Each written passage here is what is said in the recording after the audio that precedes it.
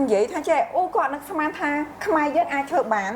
ហើយមិនត្រឹមតែប៉ុណ្្នឹងគាត់ថែមទាំងសរសើរយើងថាយើងមានគ្រប់លក្ខណៈតាំងពីឯកសារអីផ្សេងដែលបញ្ជាក់មកថាជាស្តង់ដារបោះចំណីអាហារនៅស្រុកខ្មែរយើងមានមកល្មមគ្រប់ដែលគាត់អាចទទួលយកបាន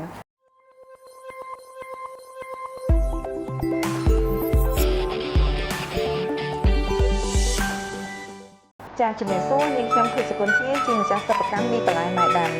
ដែលយើងផលិតមី4រសជាតិគឺរសជាតិល្ពៅត្រាវដំឡូងនិងពីឆាយលក្ខណៈពិសេសរបស់ម៉ែដាំគឺយើងមិនប្រើប្រាស់សារជាតិគីមីសូម្បីតែលក្ខហើយយើងក៏មិនប្រើពណ៌ពីការពីសម្រាប់អ្នកដែលមានបញ្ហាអាឡែហ្ស៊ីជាមួយនឹងសុទ្ធអីផ្សេងចាសម្រាប់បច្ចុប្បន្នអ្វីដែលម៉ែដាំបានត្រៀមរៀបចំនោះគឺឃើញថាការ order មានការច្រើនធ្វើឲ្យមីបែបណាមានការបែកបាក់នៅតាមផ្លូវអញ្ចឹងអ្វីដែលយើងកំពុងតែធ្វើឲ្យបានសម្រាប់ព្រៀមផងដែរគឺយើងបានធ្វើសបកផេះនេះដើម្បីការពារដល់ពេលដឹកជញ្ជូននឹងគឺជាអ្វីដែលយើងបានធ្វើជោគជ័យទី1ហើយជោគជ័យទី2នោះដោយសារការគ្រប់គ្រងជាបន្តហើយគឺបានចូលថាតើបែបណាមានអីថ្មីអត់អញ្ចឹងឆ្នាំនេះយើងបានផលិតជានំម្ដងដែលច្នៃចេញពីមីនំនេះគឺប្រភេទ snack យ៉ាងអាចញ៉ាំលេងជាពិសេសយើងអាចប្រើប្រាស់ឬក៏ញ៉ាំបានជាមួយនឹងកាហ្វេឬក៏សម្រាប់ពេលដែលក្មេងៗទៅសាលារៀនឬក៏អ្នកធ្វើការនៅក្នុង office អីជាដើមចា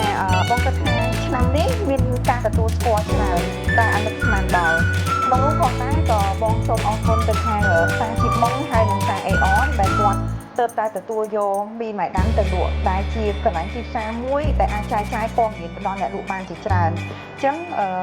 នៅពេលដែលបងបានជួបមិត្តភក្តិថ្មីមួយចំនួនហ្នឹងក៏គាត់សរសើរថាអូគាត់បានញ៉ាំមីម៉ែដាំអីចឹងទៅល្អចេះល្អចុះតាមរយៈការដែលគាត់ទៅទិញនៅអេអនឬក៏ជីមុំអីចាឬក៏ការទំនើបផ្សេងគាត់និយាយថាចេះអូគាត់នឹងស្មានថាខ្មែរយើងអាចធ្វើបានហើយមិនត្រឹមតែប៉ុណ្្នឹងគាត់ថែមទាំងសរសើរយើងថាយើងមានគ្រប់លក្ខណៈតាំងពីឯកសារអីផ្សេងដែលបញ្ជាក់មកថាជាស្តង់ដារបោះចំណីអាហារនៅស្រុកខ្មែរយើង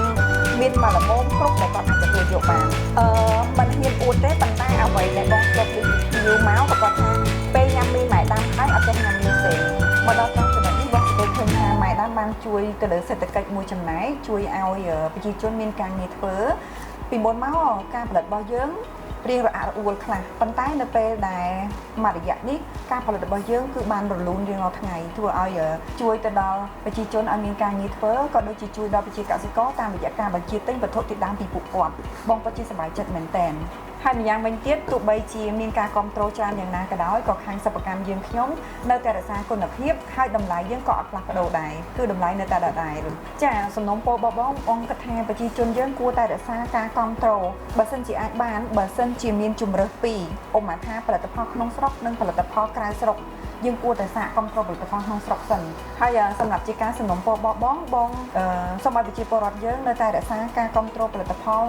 ក្នុងស្រុកទោះបីក្នុងកលៈទេសៈណាក៏ដោយកាលណាយើងគ្រប់គ្រងកាន់តែច្រើនគឺធ្វើឲ្យអ្នកផលិតមានទឹកចិត្តក្នុងការផលិតហើយគាត់ចាំ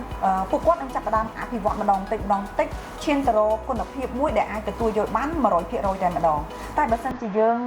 តាំងពីដើមមកយើងចេះតែមានអារម្មណ៍ថាផលិតផលក្នុងស្រុកមិនទាន់ដល់កម្រិតធ្វើឲ្យអ្នកផលិតដូចពួកបងមានអារម្មណ៍ថាបាក់ទឹកចិត្តដែរអញ្ចឹងtrongចំណុចនេះបងចង់សង្ខេបឡើងវិញថាការគ្រប់គ្រងរបស់ប្រជាពលរដ្ឋសម្រាប់ផលិតផលក្នុងស្រុកពិតជាមានអត្ថន័យសំខាន់សម្រាប់អ្នកផលិតហើយនិងប្រទេសជាតិ